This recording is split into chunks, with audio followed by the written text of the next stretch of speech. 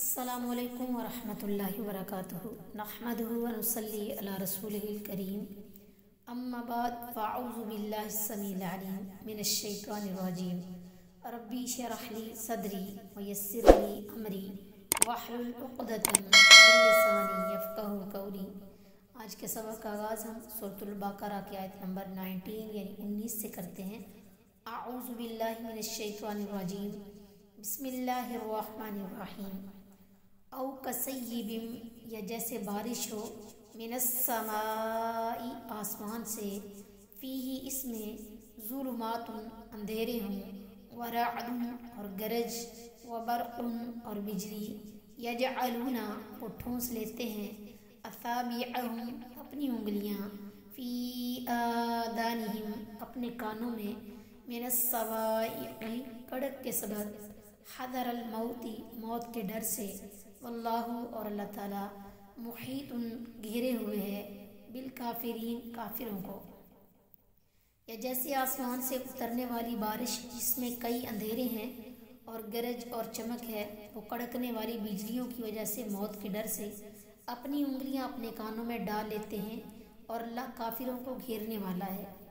یہ مثال اللہ تعالیٰ نے منافقین کے دوسرے گروہ کی بیان فرمائی ہے، یعنی وہ لوگ جو بظاہر مسلمان تو ہو گئے مگر ضعف ایمان کی وجہ سے ہمیشہ شک اور تذبذب میں مبتلا رہتے تھے، راحت و آرام کی صورت میں مطمئن نظر آتے، جب تکالیف کا سامنا ہوتا تو شک و شبہ میں پڑ جاتے، جیسا کہ اللہ تعالیٰ نے فرمایا وَمِنَ النَّاسِ مَن يَعْبُدُ اللَّهَ عَلَى حَرْفٍ فَإِنْ أَصَابَهُ خَيْرٌ اطْمَأَنَّ بِهِ وَإِنْ أَصَابَتْهُ فِتْنَةٌ انقلب عَلَى وَجْهِهِ۔ لوگوں میں سے کوئی وہ ہے جو اللہ کی عبادت ایک کنارے پر کرتا ہے، پھر اگر اسے کوئی بھلائی پہنچ جائے تو اس کے ساتھ مطمئن ہو جاتا ہے، اور اگر اسے کوئی آزمائش آ پہنچے تو اپنے منہ پر الٹا پھر جاتا ہے، اس نے دنیا اور آخرت کا نقصان اٹھایا، یہی تو صریح خسارہ ہے۔ ان آیات میں ان کی اسی تذبذب کو بیان فرمایا کہ جب کبھی ان کے لیے روشنی ہوتی ہے چل پڑتے ہیں، اور جب ان پر اندھیرا چھا جاتا ہے تو ٹھہر جاتے ہیں۔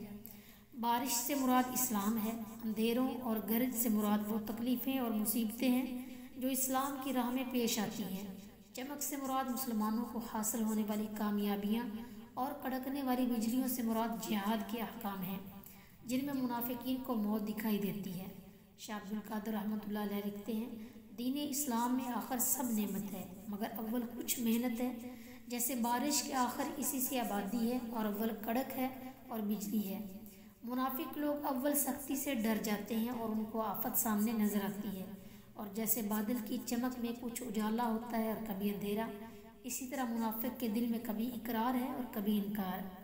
وَلَوْ شَاءَ اللَّهُ، اگر چاہتا اللہ تعالیٰ تو پہلے گروہ کی طرح